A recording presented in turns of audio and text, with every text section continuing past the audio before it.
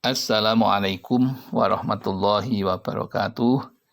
Bismillahirrahmanirrahim. Alhamdulillahirabbil alamin.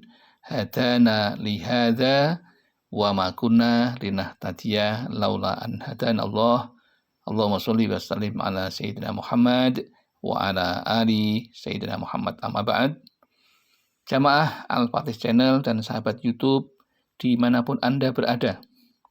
Senang sekali pada kesempatan yang baik ini kita dipertemukan dalam keadaan sehat walafiat, maka itu kenikmatan yang luar biasa, patut kita syukuri dengan mengucapkan Alhamdulillahirabbil alamin.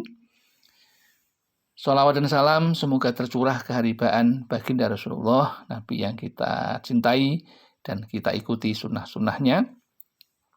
Selanjutnya izinkan kami untuk berbagi kepada saudara-saudaraku tentang satu amalan yang dengan judul seberapapun sedekah Anda asal ikhlas dan tahu caranya, Allah akan melepaskan jerat hutangmu.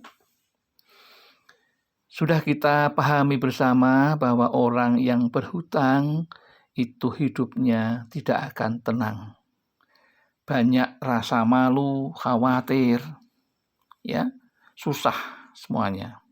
Karena hidup kita untuk bekerja tetapi hasilnya hanya untuk mencicil uang pinjaman atau hutang tersebut.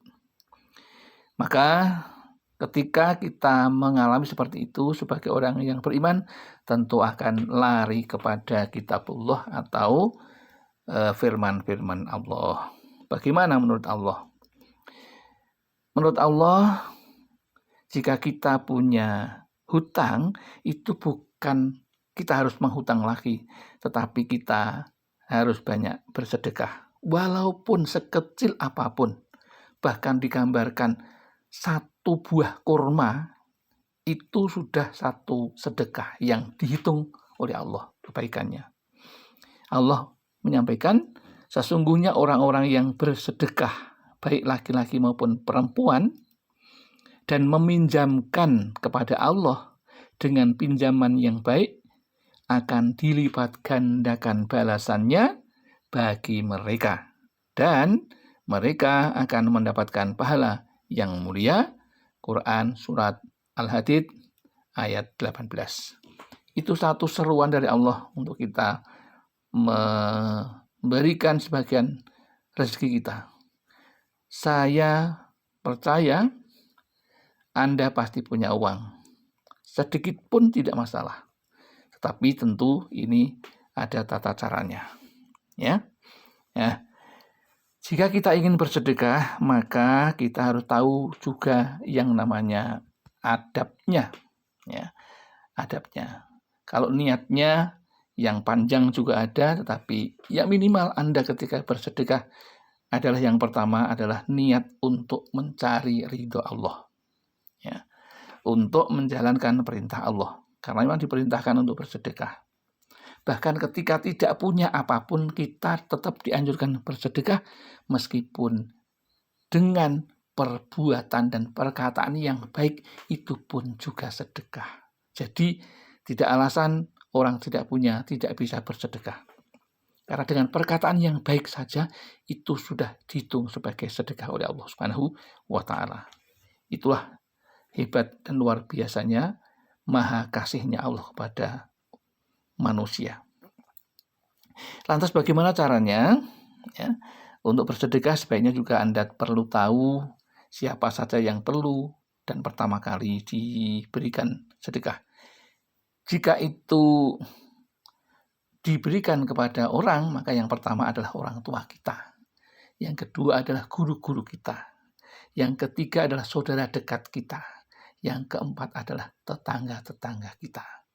Kemudian barulah kepada orang-orang yang berhutang, punya hutang, itu perlu dibantu semampu kita. Itu alamat atau tujuan yang perlu disampaikan sedekah itu. Adapun caranya yang terbaik adalah ketika Anda bangun subuh, maka ketika akan sholat subuh, maka Anda bisa menyisihkan walaupun hanya 2.000 atau 5.000 setiap hari, setiap subuh.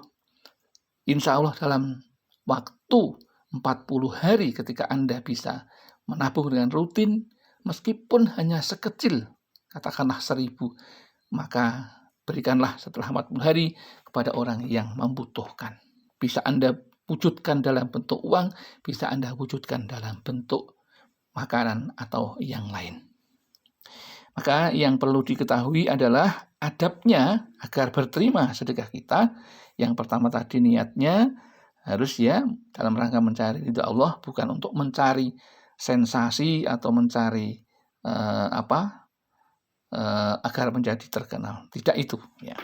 Yang pertama ya, jadi adabnya adalah diniatkan tulus semata mengharap ridha Allah ya.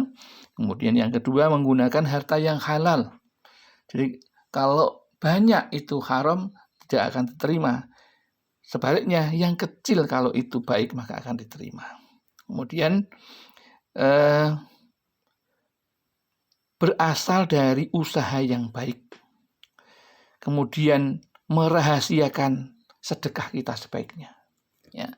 Kemudian mewakilkan, menyerahkan untuk menyampaikan sedekahnya agar menghindari ria atau pamer.